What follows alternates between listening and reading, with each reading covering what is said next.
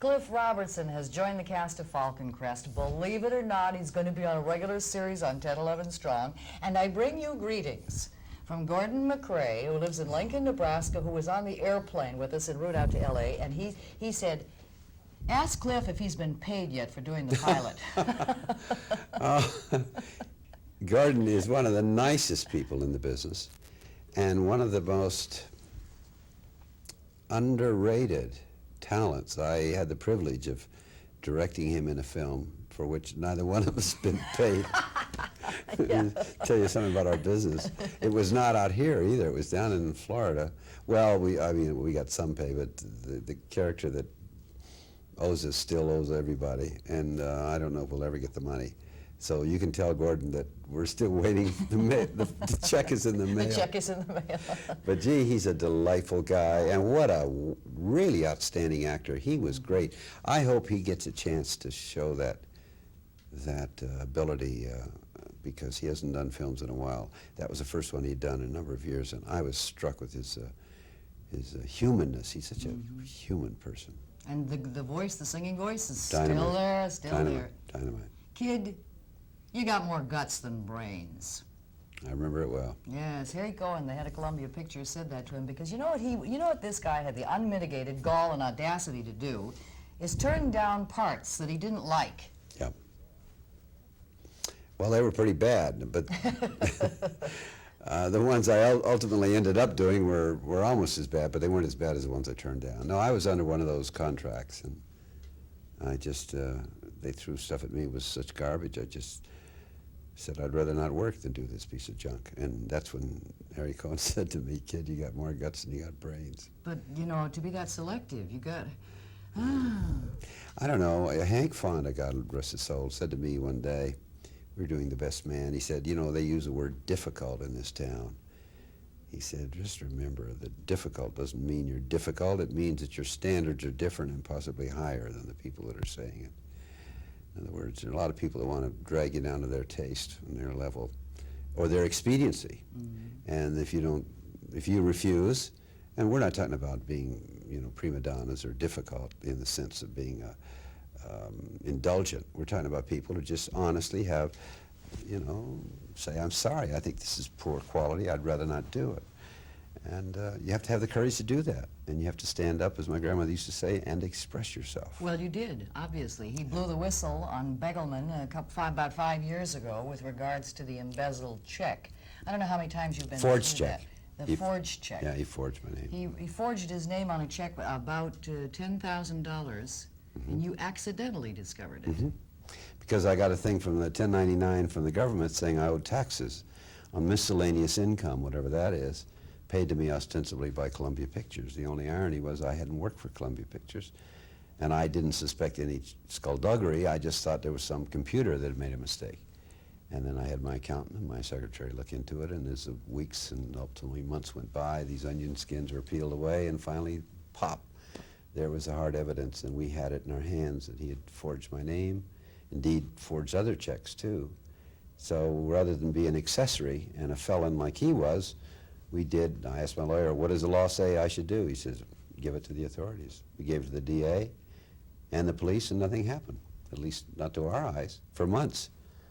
And months and months went by, and finally my attorney said, he had me out of town, keeping low profile, because he said, until this comes out in the paper, there might be some people that wouldn't be too unhappy if something happened. Stay out of town. So we stayed out, and months later, when my attorney didn't know what to do, I went to Congressman Udall in Washington. Good old Mo, and he said, FBI, and the FBI had it. In 20 days they were in on it, and Begelman was out as president, admitted 3 forgeries then. I think there was subsequently another one, plus more embezzlement. But in 5 weeks, the moguls had him back in as president. That's Why power. did he do it? Because he could have certainly got the money. I mean, wasn't he making big He had a monies? system. No, he had a system that just temporarily didn't. Evidently, there was some temporary bookkeeper that didn't know the system, and they just automatically saw a check made out to me, which ordinarily within that system was not to be recorded. Somebody recorded it, went through the process. The bank came back to me. So he had a system And we don't know. It might have been 40 checks. To this day, I don't know how many checks were forged. Well, they say 4, but we don't know. We're proud of you for standing up, because that was a tough stand to take. Have you read Indecent Exposure? Yeah. They bring it out. Do you like the way it's been presented? Yeah, McClintock's a good writer. He's a responsible writer, and he does his homework. He's an experienced writer. I think he did a darn good job. I think he had to, in maybe one case, he had to make a trade-off in order to get certain information from some individual. He needed a deep throat. He got all the information I could give him. He was, quite fair to me. I think maybe gave me more credit than I deserved, because my accountant and my secretary, I think, did most of the spade work. I just simply said, let's get to the bottom of this. Mm-hmm. But I didn't prosecute Begeman. I just gave it to the district attorney, thinking that would be it, but au contraire. Mm-hmm.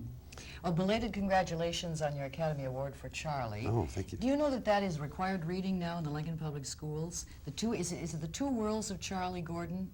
It was, as a short story, it was called Flowers for Algernon. Yes, that's by right. Daniel Keyes. Then a man named Yaffe was commissioned to write it by the Theater Guild for television, and then it was called Two Worlds of Charlie Gordon. That's what I did, and then subsequently I secured the movie rights and then made a movie of it called Charlie, and I've subsequently written a sequel 12 years later, Charlie 2, and we hope to get some good, honest, independent financing and do Charlie 2 one of these days. That was such a beautiful, moving film. It really was. Thank you, And Leta. I'm glad you did that, because I was mad that you didn't get the part in The Hustler.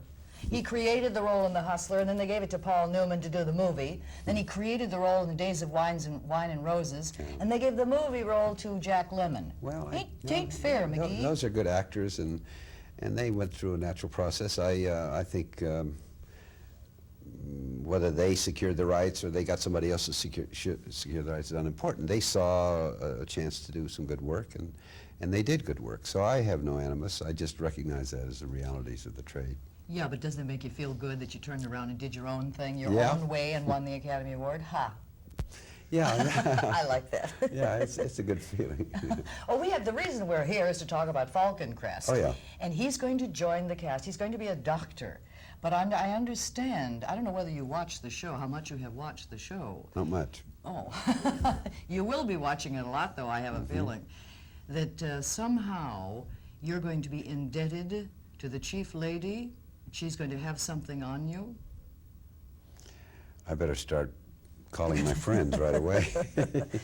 I don't know what that might be. Angela has apparently got something on you. She's got something on everybody. She's going to try to corrupt you. Angela's a pretty tough lady. Mm-hmm. I'd never seen this show, and then when my daughter persuaded me to do it, and I have these 3 features coming out, so I thought, well, what the heck, we'll do it. I looked at some of the cassettes, and I was quite impressed.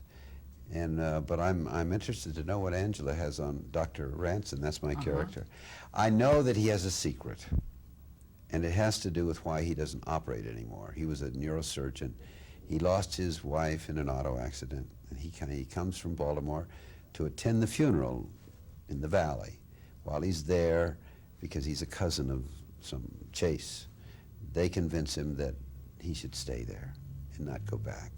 So he decides to stay temporarily, and then he stays more temporarily, and he stays a while.